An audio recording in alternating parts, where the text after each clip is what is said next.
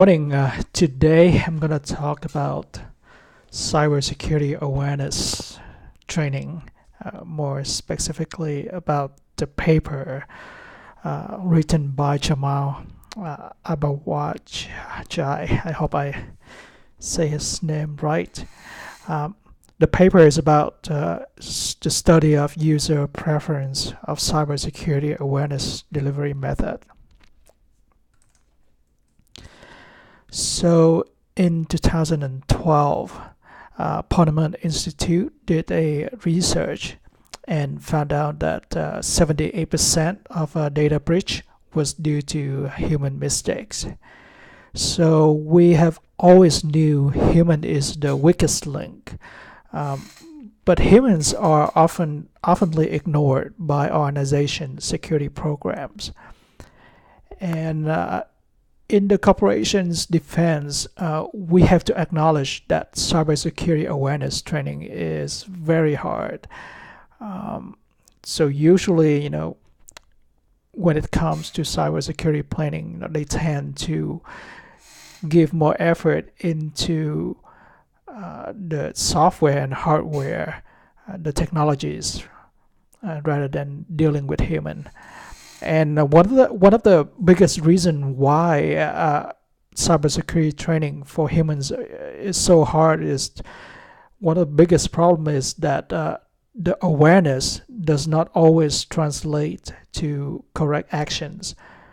For example, I can teach you about phishing method, and about phishing methods, but that does not guarantee that you will be immune from all the phishing attempts. So I think this makes cybersecurity awareness training kind of unique from other kinds of education. And in this domain, the complex sets of problems are becoming, moving and morphing at a very high speed compared to other domains.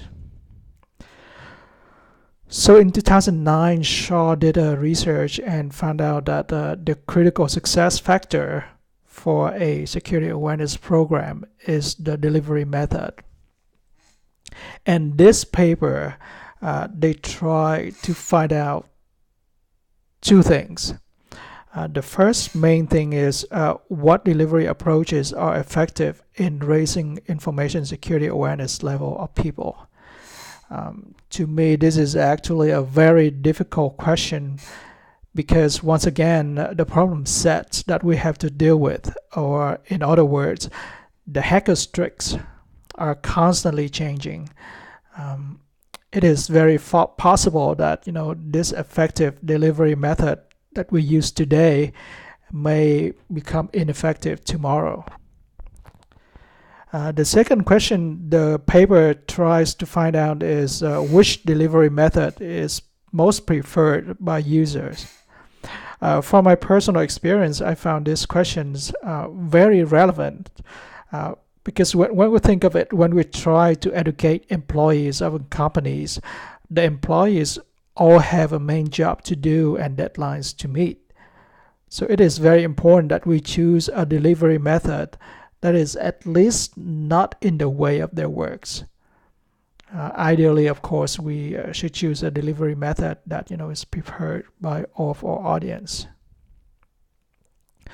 So the paper, the reason why I picked this paper and the reason why I want to share it with you is the paper gave me some interesting insight that I didn't know before.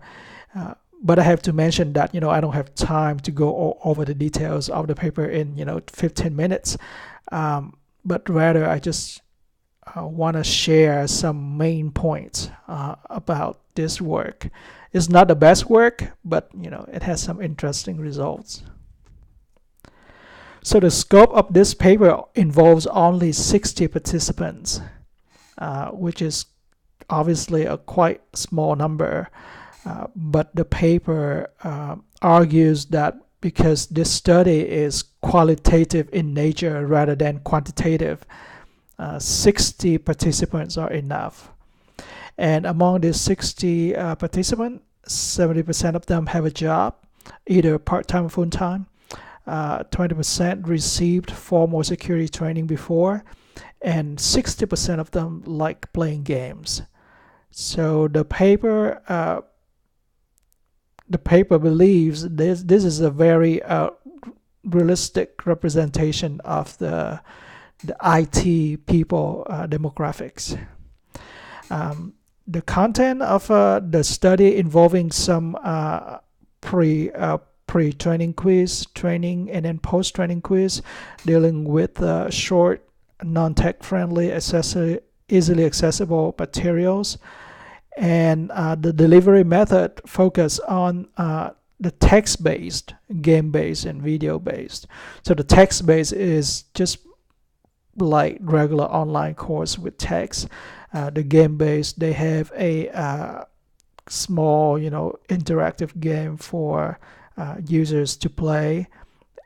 Basically, the game gives some kind of a fish-like URL, and the users just point out which fish is the bad fish. And the video base is just like any video tutorials that we use nowadays. And all of these delivery methods deal with this one same topic, which is phishing attacks. So at this point, if you want, you may pause the video and think for a minute and try to guess which one do you think is the most effective method, delivery method, and which one will be the most preferred by the audience of this study. After you're done with your thinking, let's move on to the next slides. And so the logistic of the paper, they divided into 3 sessions. Each session will deal with one delivery method, and they randomly pick 10 people per session. So each session deals with each session will have quizzes, 10 questions per sessions, and they're gonna have a pre-quiz and then the training and then post-training quizzes. The post-training basically evaluate the effectiveness of the training method. All the quiz were drawn from a question bank that involves 30 websites, 30 website-related, questions, and 30 malicious email-related questions. So each quiz will be 10 questions, but only 50% of the questions deals with really malicious websites or email. The other 50 are just normal content. They rotate people and they pick in a random fashion, but in a way that only 20 participants were exposed to each question group. Question group here means the questions associated with a delivery method, like for example the text-based question group, the group for game-based training, the group for video-based training.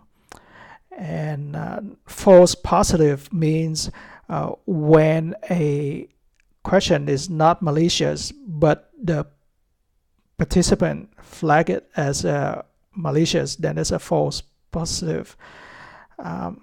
When a question deals with a normal content, deal with a malicious content, but people mark it as a non-malicious, then we call those mistakes false negatives. So if everyone score perfectly, each one should have 100 points. But whenever they make mistakes, it's gonna be subtracted 10 points from the total score. The total raw score divided by 10 will be the actual score that they will use in constructing the charts that we see. So on the chart in the top right, these are the performance metrics of the game-based delivery method, the text-based, and the video-based. As we can see here, the pre-training performance levels are very consistent across all the board. The game has a better performance in teaching user how to spot malicious URL, much better than teaching user how to spot malicious email. The text has equal performance in teaching users on how to recognize both a URL and email, malicious email. The video has a slightly better performance in teaching users how to spot malicious email. So the post-training generally, when we compare it with the before performance, post-training evaluation, they're almost a consistent 30% increase in awareness within the participants, with just some differences in certain types of performances.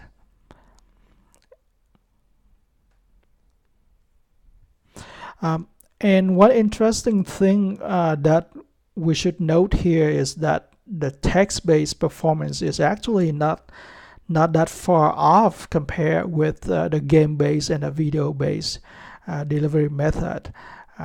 This is the first interesting thing to me. That means the text-based method, is on par with other, quote, more sophisticated delivery method. So what we should change in our thinking is that, when it comes to cybersecurity awareness training,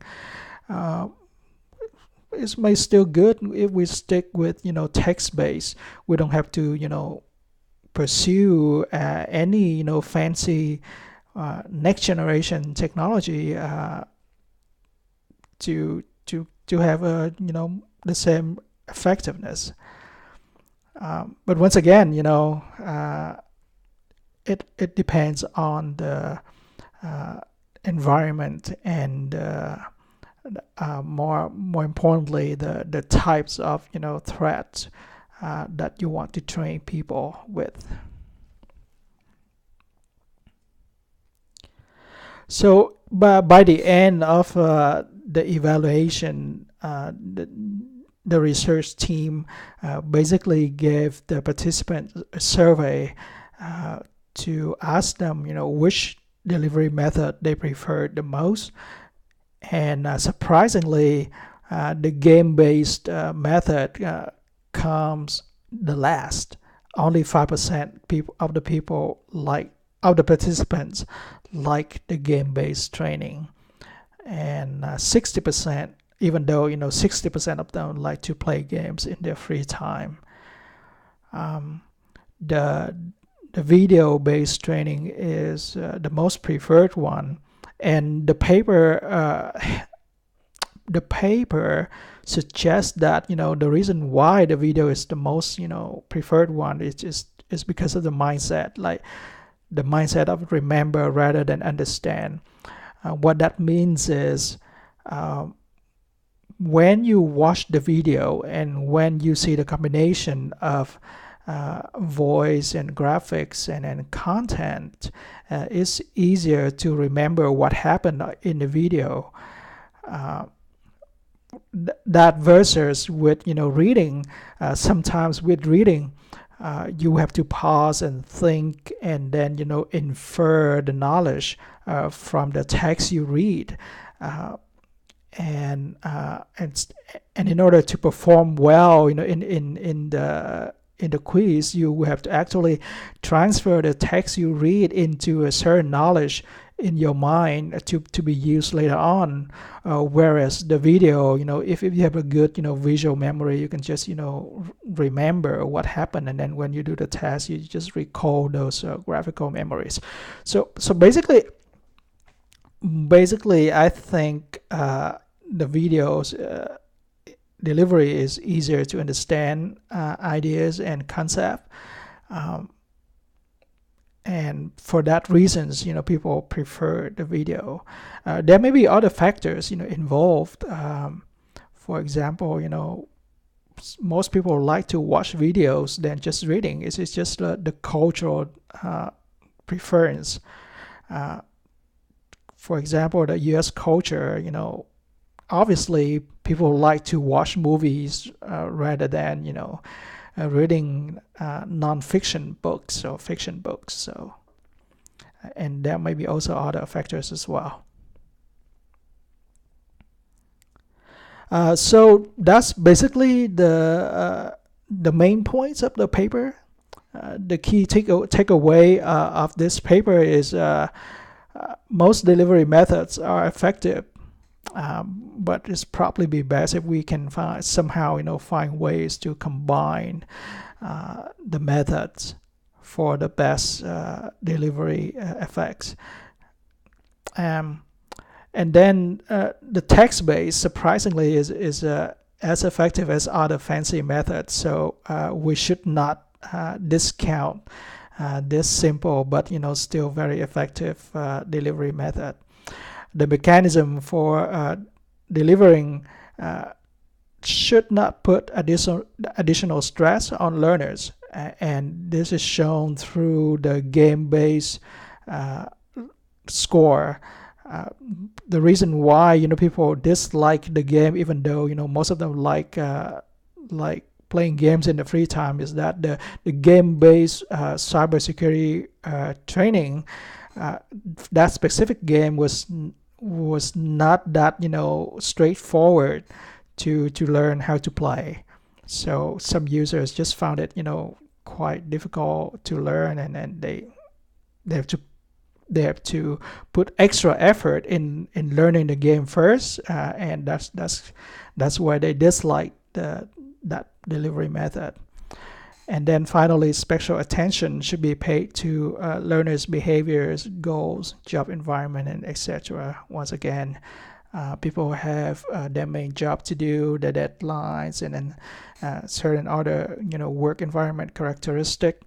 The cybersecurity delivery training method should not be in the way, hinder them or put additional stress on their daily works. Thank you for watching, and if you have any other questions, you can email me directly or comment directly below. In the next 2 weeks, I'm going to have another presentation at school, and then after that presentation, I will also make another presentation to post on LinkedIn, and I will share with you that presentation. It's going to be about a much more interesting paper, much more interesting than this one, and looking forward to share it with you. All right, thank you and take care.